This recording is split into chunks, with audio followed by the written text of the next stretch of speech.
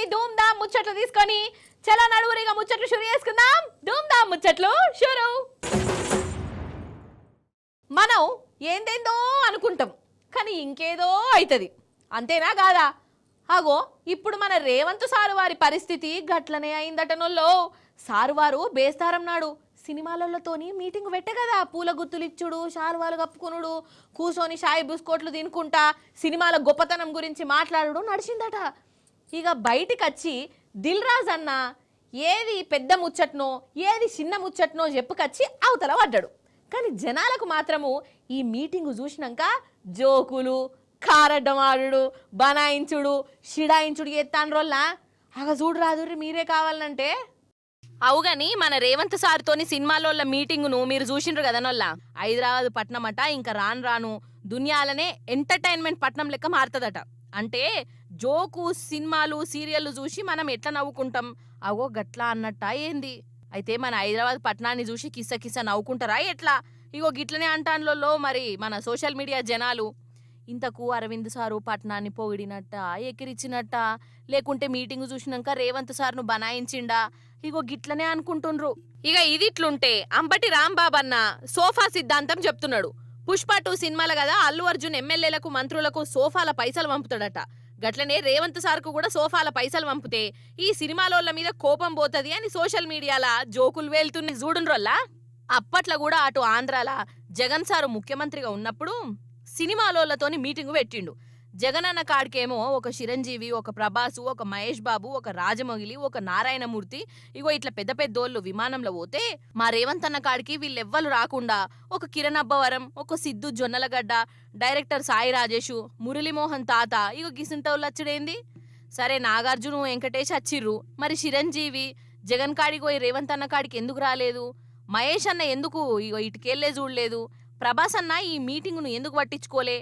మా రేవంత్ అన్న అంటే గంత అలుసా? మా రేవంత్ సార్కి అంత సీన్ లేదా హై అని కొందరు రేవంత్ అన్న అభిమానులు మోకం మార్చుకొని అలుగుతున్నారట. సరే ఇక ఈ సోషల్ మీడియా కారడ్డాలు గిట్లుంటే అసలు సీఎం సారు మీటింగుకు ఒక్కలంటే ఒక్కలన్నా ఆడోళ్ళు పోలేదోల్లా. హీరోయిన్లో లేకుంటే మహిళా డైరెక్టరో, మహిళా ప్రొడ్యూసరో, కమస్కం క్యారెక్టర్ ఆర్టిస్టులు అయితే బొచ్చడు మంది ఉన్నారు. ఇక వాళ్ళ దాంట్లోనన్నా ఎవరో ఒకరు ఇక ఇట్లా ఒక్క మహిళ కనవడలేదోల్లా. మరి ఇండస్ట్రీ అంటే మొగోళ్ళది అన్నట్టేనా లేకుంటే రేవంత్ సార్ వాళ్ళని వద్దు అని అన్నాడా? ఇంకో ముచ్చట, అసలు ఈ మీటింగులా మన తెలంగాణ వాళ్ళ జాడనే కనవడలేదోల్లా. డైరెక్టర్ శంకర్ అన్న లేడు, విజయ్ దేవరకొండ కంటికి కనవడలే, నితిన్ విలిసిర్రో లేదో మనకు తెలియదు, నారాయణమూర్తి సారు ఊసేలేదు, ఇట్లా తెలంగాణ తరమే కనవడలేదోల్లా నాకైతే. ఇక ఇవన్నీ అట్లుంచితే మాధవీలత అనే హీరోయిను రేవంత్ సార్కు ఏం మతలబ్ పంపిందో మీరు కూడా వినాలే. నేనుంటా మరి, అక్క నియతగా మాట్లాడింది. మాధవక్క అందుకో ఇక నువ్వే. అల్లు అర్జున్ చేసింది క్రైమ్ కాదు, ఆయనకు తెలియకుండా జరిగింది. ఆయన దాని మీద ప్రాపర్ గా స్పందించకపోవడం ఆయన చేసిన పొరపాటు. తప్పుకి, నేరానికి, పొరపాటుకి చాలా తేడా ఉంటుంది. అందరిలాగా ఆయన సామాన్య వ్యక్తే. మీకు ఎలాంటి హక్కులు, విధులు వర్తిస్తాయో ఆయనకి వర్తిస్తాయి. జరిగిన చిన్న పొరపాటుకి సినిమా ఇండస్ట్రీ మీద ఉక్కుపాదం మోపాలి. సినిమా ఇండస్ట్రీని రేవంత్ రెడ్డి కాళ్ళ కింద పెట్టుకోవాలి. జగన్ సినిమా వాళ్ళందరినీ పిలిపించి పోజులు కొట్టి దండం పెట్టించుకున్నట్లు మనం సీఎం అయిన తర్వాత మనం ఎందుకు పెట్టించుకోకూడదు అని. రేవంత్ రెడ్డి గారు మీ ప్రయాణం అంతా చాలా బాగుంది, అందుకే కష్టపడి ఈ రోజు వరకు సీఎం అయ్యారు. జీవితంలో చాలా చాలా ఎన్నో సాధించారు. కొడంగల్లో ఒక రైతు ఆత్మహత్య చేసుకొని దానికి కారణం సీఎం రేవంత్ రెడ్డి వాళ్ళ కుటుంబ సభ్యులు అని చెప్పి లేఖ రాసి పెట్టి మరీ సూసైడ్ చేసుకున్నాడంట. వాళ్ళ కుటుంబానికి 25 లక్షలు ఇచ్చిండ్రా? కొన్ని 25,000 ఎవరైనా ఇచ్చిండ్రా? గురుకుల పాఠశాలల్లో చాలా మంది విద్యార్థులు చనిపోయారు. ఏనాడన్నా మాట్లాడిన పాపాన పోలేదు. అందరికీ సమానంగా స్పందించండి, ఓకేనా? డైరెక్ట్ గా బాధితులకు స్పందించకుండా సినిమా వాళ్ళ మీద పెత్తనం చెలాయించడానికి ఇప్పుడు దిల్ రాజును అడ్డం పెట్టుకొని పెత్తనం చెలాయించాలని చూస్తున్నారు కదా. ఏమప్పా పడేయప్పా, వనకం అప్పా, అన్న మலையப்பா, கொரடா దెబ్బలు இருக்கு, పువ్వు పాటి వేணுமா உங்களுக்கு? ரொம்ப இருக்கு పెయి మీద వాతలు ఇరుకు, నాన్ దాండు వెట్టయ్యను చంద్రముఖి అల్లి అదన్నట్టు సంగతి. అర్థం కాదేనా మీకు? అయ్యో తమిళం భాష మాట్లాడినా. ఇప్పుడు మనం అట్లా తమిళనాడుకు పోయి ఆడ ఒక పువ్వు పార్టీ పరందామయ్య చాలా చిత్ర విచిత్రమైన నిరసన చేసిండు. సారు వారి పర్ఫార్మెన్స్ చూసేసి ఓ మల్కా మళ్ళొద్దాం రాండ్రి. వస్తుండు బూషోట్ ఏమాయనే సరే పట్టు, ఇక నీ పెయి నీ ఇష్టం. కెమెరాలు గిమెరాలు అన్ని రెడీగా ఉన్నాయి, ఇక గాని కొరడా తీసిండు కదా, మొక్కుతున్నాడు. Ready start.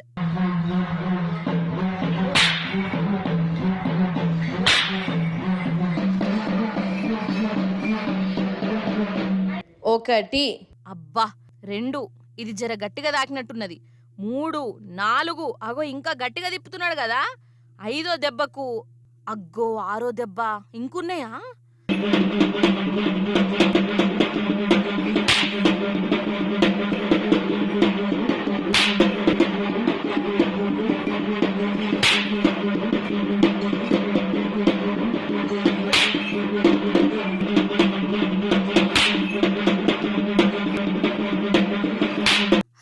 ఇక జాలట, ఎనకైనా చాపిండు. మొత్తం 8 కొరడా దెబ్బలు. ఇంతకు ఈయన ఎవలో ఎరకెనా? తమిళనాడు పువ్వుపాటికి రాష్ట్ర అధ్యక్షుడు అన్నట్టు. పేరు అన్నామలై. అన్నా యూనివర్సిటీ ముందు ఇగో ఇట్లా కొరడా దెబ్బలు కొట్టుకున్నాడు అన్నట్టు. ఓష్ని ఎందుకు బీజేపీలో ఇంకా ఉన్నందుక ఏంది అని అనుకునేరు. కాదట. అయితే ఈ యూనివర్సిటీలా పాపం ఒక ఆడపిల్లను సతాయించిరట. ఇక అక్కడి ప్రభుత్వమేమో పట్టించుకుంటలేదట. అందుకే ఇగో ఇట్లా ఆయనకైననే కొరడా దెబ్బలు కొట్టుకొని నిరసన చెప్పిండు. ఆ దెబ్బలేవో నీకు నువ్వెందుకు కొట్టుకుంటావు సారు? నీ వెనక ముందు గంతమంది ఉన్నారు, వాళ్ళని కొట్టుమని చెప్తే నిరసన ఇంకా మంచిగావు కదా అని డిఎంకే పార్టోళ్ళు కారటం ఆడుతాండ్రు.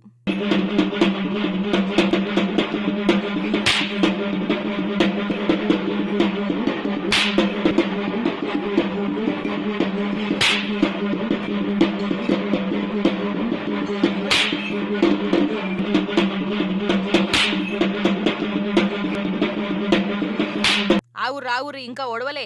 ఈ అన్నమలై సారు శపథం కూడా చేసిండు. లో డిఎంకే పార్టీని గద్దెకెక్కించేదాకా చెప్పులు బూట్లు కూడా తొడుక్కోడట. ఇక వారంలో 6 కొరడా దెబ్బలు, 2 రోజులు ఉప్పాసం కూడా ఉంటాడట.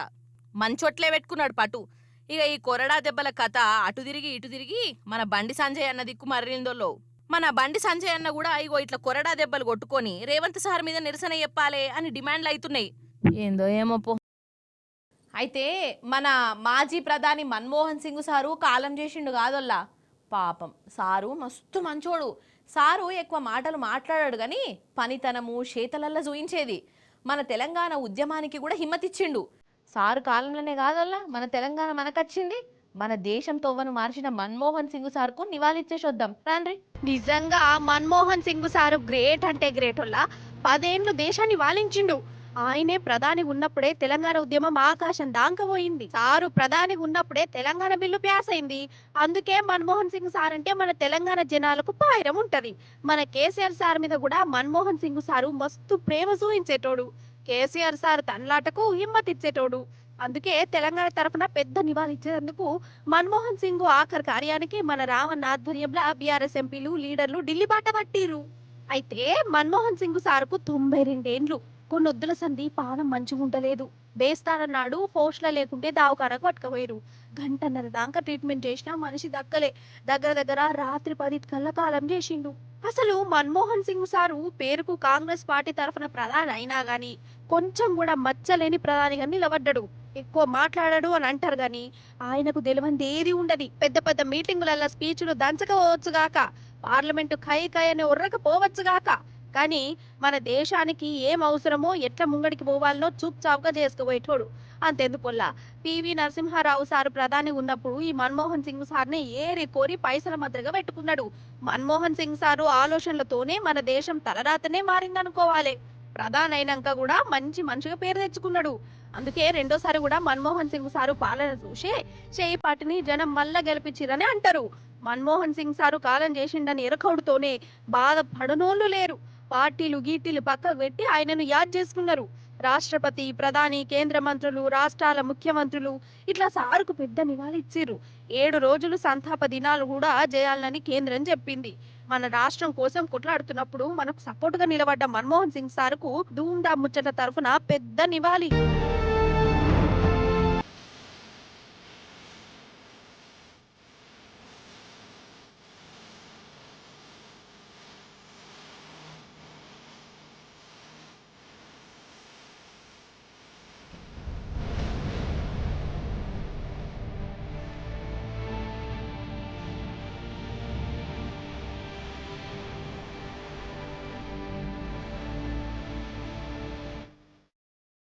నిజంగా మన తెలంగాణ అంటేనే పాటల పూదోట.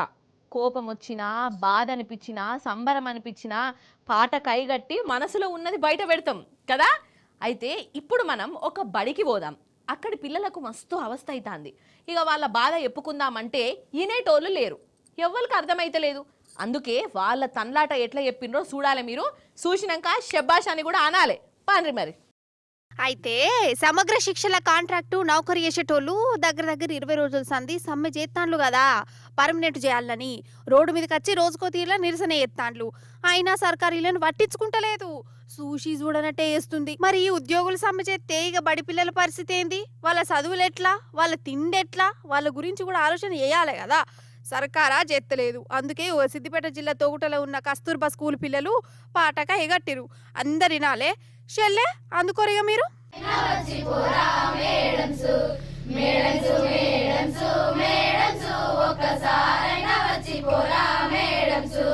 మీరేమో రోడ్డు మీద మేమేమో బడిలోనా, మీరాక కోసం మేము ఎదురు చూస్తున్నాము, మీరాక కోసం మేము ఎదురు చూస్తున్నాము, మీరాక కోసం మేము ఎదురు చూస్తున్నాము. మేడమ్స్ మేడమ్స్ మేడమ్స్ ఒక్కసారైనా వచ్చిపోరా మేడమ్స్, మేడమ్స్ మేడమ్స్ మేడమ్స్ ఒక్కసారైనా వచ్చిపోరా మేడమ్స్. వరెవ్వా, వానమ్మ పాటకు పేరడిగా ఏమన్నా రాసిరా? ఈడ మేడాలను రమ్మంటురు, సర్కారును బతలాడుకుంటురు. మా మేడాలకు న్యాయం చేయరు సారు అని రేవంత్ సార్ను కూడా పాటతోనే అడుగుతురు. కమస్కం ఈ పిల్లల బాధను చూసన్నా సర్కారు ఏమన్నా ముందడిగేస్తుందో, లేకుంటే ఎవలెటు పోతే మాకేంది అనుకుంటుంటదో. రేవంత్ సారు ఇగో వీళ్ళు ఎంత బాధపడితే గిట్లా బయటకొచ్చి మరి పాట కడతారు సారు, అర్థం చేసుకోరి సారు అని అంటురు. ఎలుగేటి పిల్ల మేము వెనుకబడుతున్నాము, మా వెనుక మీరు లేక బాధలు పడుతున్నాము. తల్లేని పిల్లల్లాగా తల్లాడుతున్నాము, తల్లేని పిల్లల్లాగా తల్లాడుతున్నాము, తల్లేని పిల్లల్లాగా తల్లాడుతున్నాము. మేడమ్స్ మేడమ్స్ మేడమ్స్ ఒకసారైనా వచ్చిపోరా మేడమ్స్, మేడమ్స్ మేడమ్స్ మేడమ్స్ ఒకసారైనా వచ్చిపోరా మేడమ్స్. తెలంగాణ ముఖ్యమంత్రి రేవంత్ రెడ్డి గారు సభలోకి వచ్చి మీరు సమాధానం ఇవ్వండి, సభలోకి వచ్చి మీరు సమాధానం ఇవ్వండి, సభలోకి వచ్చి మీరు సమాధానం ఇవ్వండి. ఇప్పుడు ఎవరింట్లోనన్నా పెళ్ళి అవుతున్నదంటే వాడంతా సంబరాలు ఉండేటి ఒకప్పుడు కదా. చుట్టాలు, దోస్తులు, వాడకట్టోళ్ళు, ఊరోళ్ళు ఇగో ఇట్లా కలకలలాడేది. అమ్మలక్కల ముచ్చట్లు, పెద్ద మనుషుల సంబరాలు, ఎంత చెప్పినా తక్కువనే పోన్రి. అయితే మంచిగా పెళ్లి జరుగుతుంటే కూడా కొందరు కోతోళ్ళు చేయబట్టి సంతోషం కూడా పోతుంది. పిల్లగాని దోస్తులు చేసే కోతి పనులతోని ఎవ్వరికి కూడా మనసున పట్టది కదా. ఇప్పుడు గారామాయణం ఎందుకు తీసినా అని అంటారా? అయితే ఎందుకో ఇక మీరే చూడుర్రి. కాదబ్బా, పెండ్లంటేనే పెద్ద సంబరం, మంచిగా సంతోషంగా చేసుకోవాలి. దోస్తులత్తరు, చుట్టాలుంటారు, ఏది చేసినా ఒక అందం సందం ఉండాలి. చూసేటోళ్ళకి కూడా మంచిగా అనిపించాలి. గంతే గాని మెంటల్ ఎక్కియద్దు కదా. అవో గట్లనే చేసిర్రులో కొందరు కోతిపోరలు. అవో ఈడ పెండ్లు అవుతున్నదా, అటుకెళ్ళేమో అయ్యగారు మంత్రాలు చదువుతాండు, ఇటుకెళ్ళి పిల్లగాని దోస్తులు కావచ్చు పూలు చల్లుతాండ్రు. చల్లేదేదో మంచిగా చల్లాలే కదా, కొట్టినట్టే ఎత్తాంట్లోల్లా అవసరమా? ఇక అటుకెళ్ళి మంత్రాలు చదువుతున్న అయ్యవారికి బీపీ లేచింది. అరే రామచంద్ర, ఎంతసేపు అని ఓపికంటది? ఇక అటెన్కి ఏమైంది అయ్యా అనంటే,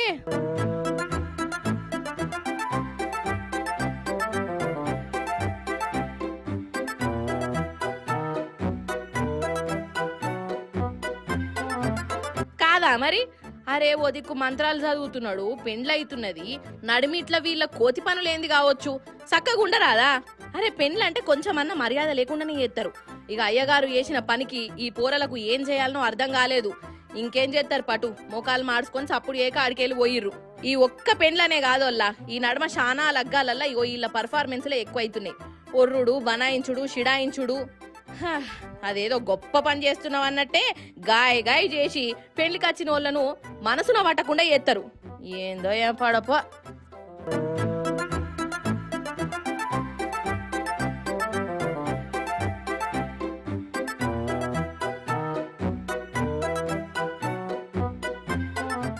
తింటే గారెలే తినాలే, ఇంటే భారతం వినాలే అని వెనకటి మాట. తింటే బిర్యానీ తినాలే, లేకుంటే సప్పుడేక ఇంట్లో సలిబువ్వ తిని వండుకోవాలి అన్నది ఇప్పటి మాట. నిజంగా ఎన్ని వంటలన్నా రాని, ఎన్ని కమ్మటి రుచులన్నా ఉండని, మన బిర్యానీని మించింది ఏమీ లేదు కాక లేదు. అసలు బయట ఏమన్నా తిందామంటేనే ఫస్ట్ బిర్యానీ తిందాం అన్నట్టే ఉంటుంది. హోటల్కు పోయినామంటే బిర్యానీ ఆర్డర్ చేయాల్సిందే. ఇక మన హైదరాబాద్ బిర్యానీ అయితే అన్నిటికంటే అవ్వలదారేనాయే కదా. ఇప్పుడు ఈ బిర్యానీ ముచ్చట ఎందుకు తీసినానంటే ఈ ఏడాది కూడా దేశం మొత్తంలా జనాలు హోటళ్ళల్లో బిర్యానీనే ఎక్కువ తిన్నారట. పాండ్రి మరి ఇక ఏ పాటు తిన్నారు ఏంది కథ అరుచుకొని వద్దాం నడువురి. వరెవ్వా, బిర్యానీ అంటే బిర్యానీయే పోర్రి. దీన్ని మించింది ఇంకో 100 ఏండ్లైనా రాదు కావచ్చు. ఇప్పుడు మీరు ఏదైనా హోటల్కు పోర్రి, ఆడ 4-5 కూర్చొని తింటుర్రే అనుకో, ఆ 4-5 ఇట్లా 3-4 ప్లేట్లలో బిర్యానీ ఉంటది. చికెను మటనో లాస్ట్కు పన్నీరో ఏదో ఒకటి. హోటల్కు పోతే బిర్యానీ అయితే తినవలసిందే. ఇగో గిదే ముచ్చట జొమాటో కంపెనీ వాళ్ళు కూడా చెప్తాండ్రు. వాళ్ళు ఆన్లైన్లో ఆర్డర్ తీసుకుంటారు కదా, వాళ్ళ లెక్క ప్రకారం ఈ ఒక్క ఏడాదిలోనే వాళ్ళ యాపుల 9 కోట్ల బిర్యానీలు ఆర్డర్ వచ్చినాయట. 9 కోట్లు. సెకండ్కు 3 బిర్యానీ ప్యాకెట్లు అమ్ముడు పోతున్నాయట నొల్లా. ఇది ఖాళీ ఒక్క జొమాటో కంపెనీడు చెప్పిన లెక్క. ఈ అక్క యాపు కథనే ఇగో ఇట్లుంటే ఇక కడమ యాపుల సంగతి ఏంది? హోటళ్లలో కూర్చొని పైసలు కట్టేటోళ్ళ లెక్కేంది కదా. మరి ఏమనుకుంటున్నారు? బిర్యానీ అంటే హోటల్కు దోస్తులతోని పోయినా, ఇంట్లోతోని దావత్ చేసుకున్నా, ఆఖరికి ఆకలై ఒక్కలు హోటల్కు పోయినా హోటల్లో బిర్యానీ తింటేనే తిన్నట్టుంటది. ఎన్ని ఆర్డర్లన్నా ఎయ్యి, లాస్ట్కు సింగిల్ బిర్యానీ అన్న తిని హోటల్లోకి వెళ్ళి బయటపడతారు. అది దాని గొప్పతనం. అన్నట్టు ఇంకో ముచ్చట చెప్పాలా మీకు. హోటల్లో కూర్చొని యాప్ల బిల్లు కడతారు కదా డిస్కౌంట్ కోసం, దాంట్లో కూడా ఒక రికార్డు ఉన్నది. అందులోనట ఒక మనిషి ఒకటే రోజు 5 లక్షల రూపాయల బిల్లు చేసిండట. నువ్వు 5 లక్షల రూపాయలు కుటుంబంతో పోయిండో దోస్తులతో పోయిండో గాని బెంగుళూరు రెస్టారెంట్ల జొమాటో యాప్తోని 5 లక్షల రూపాయల బిల్లు చేసి తినబెట్టిండు. ఇక బిర్యానీ తర్వాత ఎక్కువ ఆర్డర్ చేసింది పిజ్జాలట. నువ్వు ఇక ఈ నడమ జనాలు పిజ్జాలకు బాగా ఎగబడుతున్నారు కదా. 6 కోట్ల పిజ్జాలు ఆర్డర్ అయినయటనులో ఈ జొమాటో యాపులా. కానీ ఏ మాటకు ఆ మాటనులో పైసలు ఉన్నా లేకున్నా, జీతాలు చక్కగా వడకున్నా తిండి విషయంలో మాత్రం తగ్గేదేలే. బిర్యానీ కాడ అస్సలు తగ్గేదేలే అన్నట్టే చేస్తారు కదా నొల్ల మనోళ్ళు.